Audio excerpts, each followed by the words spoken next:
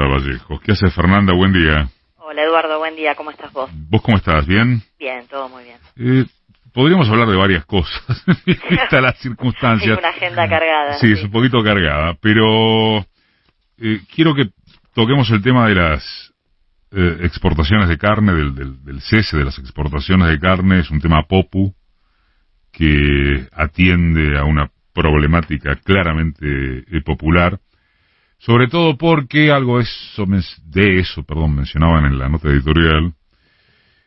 Hay una experiencia que no salió muy bien, que es la del 2006, más allá de que esto no sea quizá ni de lejos algo parecido, sino de que se trata de reordenar el sector agropecuario. Pero, ¿de qué estamos hablando cuando hablamos de este problema? ¿Cómo es posible que, y perdón el lugar comunísimo, cómo es posible que en el país de las vacas pase esto? Con precios que no paran, con medidas que no alcanzan, con controles que no sirven. Bueno, hay que decir que pasaron cosas en la Argentina, ¿no? Desde aquel momento que vos decís hasta ahora, con lo cual la realidad del mercado cárnico es en realidad bastante distinto hoy a la que teníamos en aquel momento.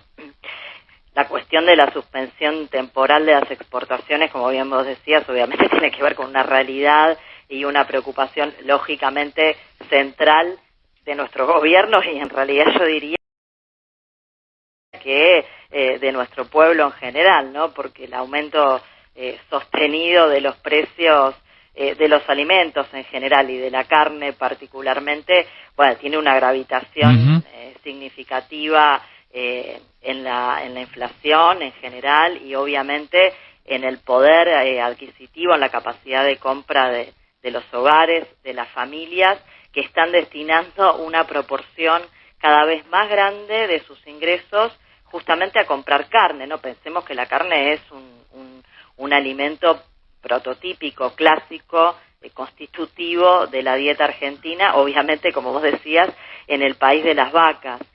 Fíjate lo que pasó con la caída del consumo en nuestro país. En el 2015 consumíamos 58 kilos y medio, más de 58 kilos y medio de carne per cápita anual. Pasamos a 51 kilos en 2019, en el 20 ese consumo había caído a 50 kilos y hoy estamos en menos de 44 kilos per cápita, es decir que cada argentino está consumiendo en promedio 15 kilos de carne menos por año que en el 2015, es una barbaridad.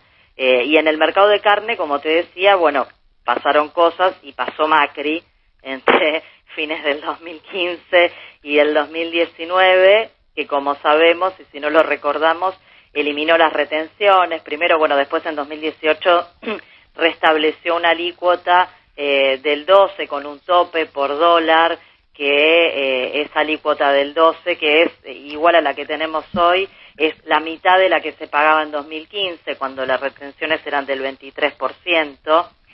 Además, bueno, Macri sacó los ROEs, los cupos, es decir, liberalizó absolutamente todo y además, por supuesto, ¿no? El descontrol cambiario y las devaluaciones, todo eso es un combo explosivo, los precios internos se dispararon y venimos en ese tren desde aquel momento. Y en el medio se produjo un boom, que es el ingreso de China como demandante, que antes no estaba, y la realidad es que mientras el consumo de carne local vino cayendo, como contábamos recién, las exportaciones crecieron en el periodo casi un 300%. Ahora, hay cosas que de todas maneras, Fernanda, sí, cuesta desde la popu, digo, entender. O sea, a los chinos lo que les venden son las vacas viejas. Mira, los productos locales, la carne que nos gusta a nosotros, digamos. ¿Cuál es la relación allí con quiénes exportan? ¿Cómo se fija la cuota de qué se exporta? Nadie entiende desde la lógica popular por qué esto es así. Bueno, no hay una cuota de lo que se exporta. De hecho, si vos mirás los números, lo que se dejó de consumir en el mercado local es prácticamente igual a lo que nos compran los chinos. Pero, por ejemplo, el 30%, ¿es correcto que el 30% de lo que se produce es lo que se exporta de carne vacuna? Sí, claro, hoy estamos casi en el 30, 29,1%. Bien. En el 2015 eso era el 7,7%. Y el 70% que se consume acá, ¿no se puede controlar como para que no suban los precios? Bueno, Eso. esta es la discusión, ¿no? Y el sentido de fondo de lo que busca en realidad esta medida de cerrar temporalmente, ¿no? Y cómo se hace. Obviamente acá importa lo que hace el gobierno y también importa lo que hace el sector. Hay muchas cosas, ¿no? Yo decía lo que para que hoy los argentinos recuperemos el consumo que teníamos en aquel momento, habría que destinar el 70% de lo que se exportó el año pasado al mercado interno, porque la realidad es que mientras crecían las exportaciones, además, Eduardo, la producción local estuvo, no solamente ahora, hace décadas, que la producción local está prácticamente estancada, las variaciones son marginales. Entonces ahí tenés indiscutiblemente una tensión.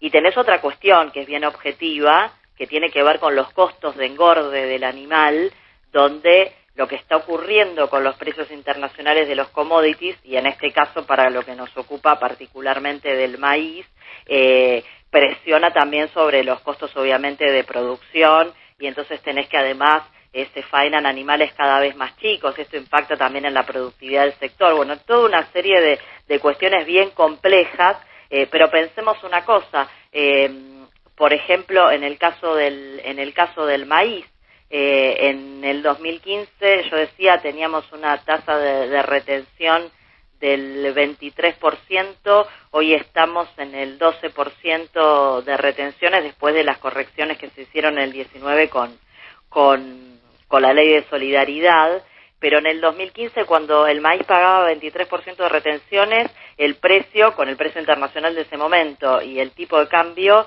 no llegaba a los 1.800 pesos la tonelada. Hoy está por encima de los 21.000 y pagan la mitad de retenciones. Hay muchas cosas para corregir y vos decís, bueno, ¿cómo se garantiza el consumo de los argentinos? Esto para mí es lo básico. Bueno, los claro. argentinos argentinas no pueden dejar de comer carne. Bueno, ahí hay que garantizar un cupo por lo menos de 50 kilos per cápita anual, que son los valores del 2020. Digamos, Fernanda, ¿y cuál es el por poder debajo de lo que históricamente se consumió, ¿no? ¿Cuál es el poder de fuego y de control del Estado? ¿No es esta la madre del borrego? Mira, tomo algunos datos de tu propio equipo y de la Comisión de Defensa de la Competencia, ¿sí? Con respecto a cómo se exporta. Carne vacuna hablo, ¿no? Sí, sí. Las 10 firmas más grandes comercializan más o menos el 75%. Y están los nombres. 18% es de JBS Minerva. 13% de Marfrig, la mayor proveedora de hamburguesas del mundo y dueña aquí en la Argentina de Quick Foods, que es productora de Patty y de Good Mark. El frigorífico Gorina tiene el 9% de las ventas totales. El 7% lo tiene Arri Beef, de Hugo Borrell, vocal del mismo consorcio. Ecocarnes, del tesorero del mismo consorcio. Bueno, digo, los nombres están, ¿no?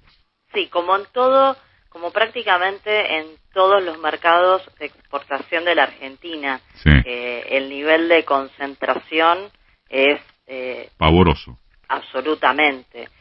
Cuando pensamos en los granos pasa lo mismo. Digo, siempre son muy pocas empresas multinacionales, obviamente, que controlan el grueso, claramente el grueso de lo que la Argentina exporta.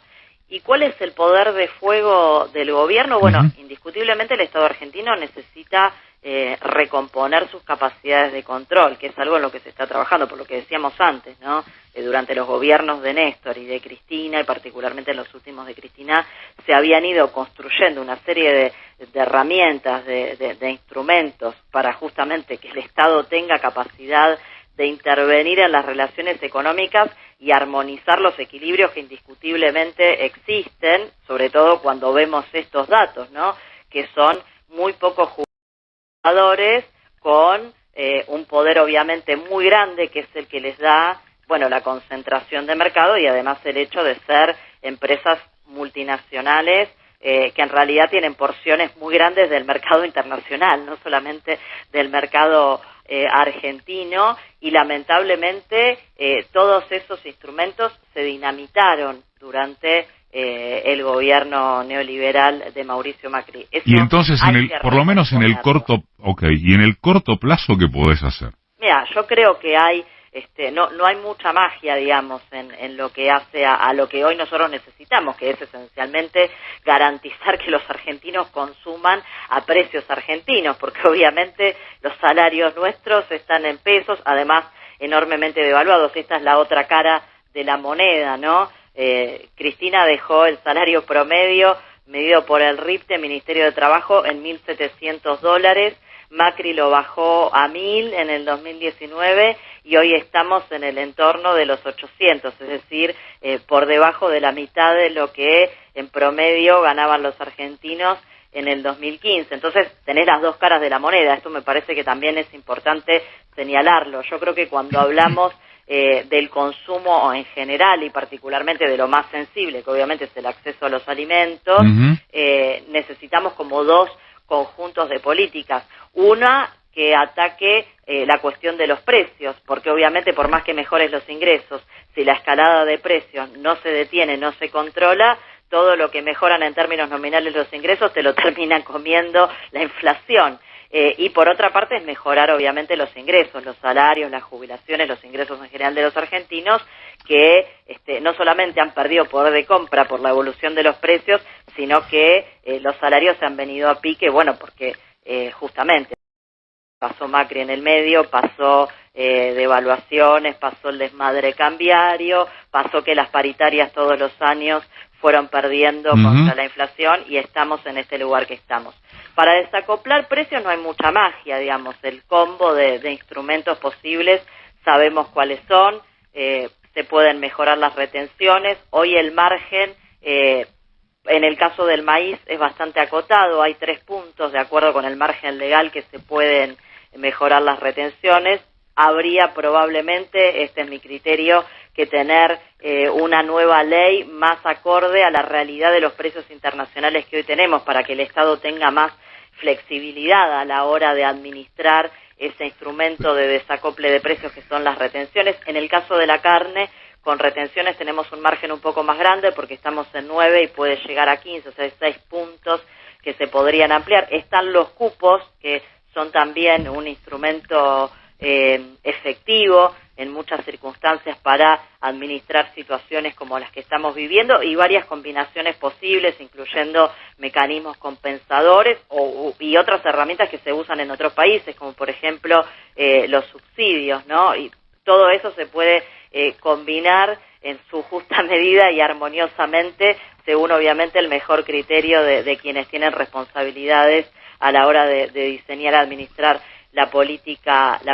económica. Y la otra cara, como decía, bueno, es la mejora de los ingresos de los argentinos para que puedan acompañar mejor un proceso donde obviamente, aun cuando lográsemos que los precios bajaran, o por lo menos a lo que habría que aspirar es a que no sigan subiendo, necesitamos todavía que los ingresos mejoren bastante más para ir recuperando ese poder de compra que se fue perdiendo a lo largo no solamente de los últimos 4 años de Macri, sino también del año pasado, que en el contexto de pandemia otra vez los salarios y los ingresos en general volvieron a perder. Y en el medio tenés la cuestión política, que para mí es la determinante, ¿no? Porque en términos de instrumentos económicos y de medidas de política económica, más o menos los economistas con matices y qué sé yo, pero sabemos qué es lo que hay que hacer. El problema es que, bueno, del otro lado tenés monstruos, lo decíamos hace un rato, ¿no? Jugadores con está bien, pero bueno, pero y además otra cosa. Pero Fernanda, para redondear, digo, porque si no se me va el tiempo. Sí. Y a propósito de la cuestión política que señalás, el tema es dejar el comentarismo, ¿no? No lo digo por vos, lo digo por el gobierno. Claro, pero por eso te digo, tenés ahí, esa tensión política la tenés, y estuvo siempre a lo largo de nuestra historia, y es, si querés, lógico. ¿Por qué? Bueno, porque los que participan del mercado exportador, lo mismo que cuando hay una devaluación, o cuando hay un proceso como el que estamos viviendo en este momento, claramente se beneficia, sus rentabilidades están creciendo de una manera por eso estratosférica. está bien, le están levantando el tuvieron pala, un por eso año te preguntaba rentabilidad de más del 200%. Bueno, ¿cuál es el sostén, cuál es la espalda de la un espalda gobierno política del popular? Estado. Bueno, ahí está el tema. Y bueno, y la espalda de un gobierno de signo popular es el pueblo, no hay otra. Esa tensión, a mi juicio, esa tensión no se puede licuar, no se puede hacer desaparecer, porque el sistema funciona así, además. No vamos a pretender que los empresarios dejen de privilegiar, aunque nos gustaría, por supuesto, tener empresarios más humanos que se preocupen porque sus compatriotas no están pudiendo comer, pero no ocurre en la realidad. No. Entonces, bueno, llega un momento en el que hay que actuar, aunque haya sectores a los que la intervención del Estado obviamente no les gusta, no les gusta tener que resignar un cachito de rentabilidad, aunque sea para que sus compatriotas puedan comer. Gracias, Fernanda. No, por favor. Fernanda Vallejos pasó por Marca de Radio.